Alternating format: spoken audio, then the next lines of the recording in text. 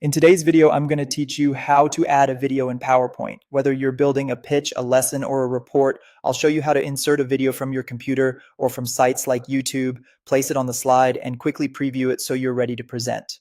Start by opening Microsoft PowerPoint and loading the presentation you want to work on. Navigate to the exact slide where the video should appear. Keeping the slide selected ensures the video lands exactly where you intend. Next, head to the ribbon at the top and choose the Insert tab. This tab collects tools for adding content to your slide.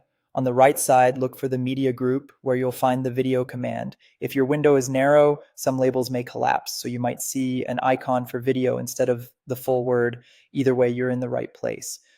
To place a video you've already saved on your computer, click Video and then choose Video on my PC. In some older versions, this may appear as video from file. A file picker opens so you can browse to the folder that holds your clip. Select the video you want, confirm the choice, and click Insert.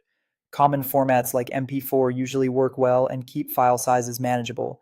If the file is large, give PowerPoint a moment to process after insertion. You'll see a thumbnail appear on the slide when it's ready. If your clip lives online, you can add it without downloading. Click Video again and choose Online Video. Paste the link to the video, such as a direct link from YouTube, into the box provided, and then click Insert.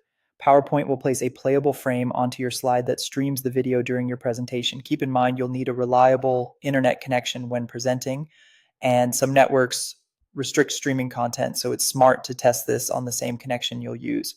Once the video is on the slide, position it by clicking and dragging it where you want it. Resize it using the corner handles to keep the proportions correct as you scale up or down.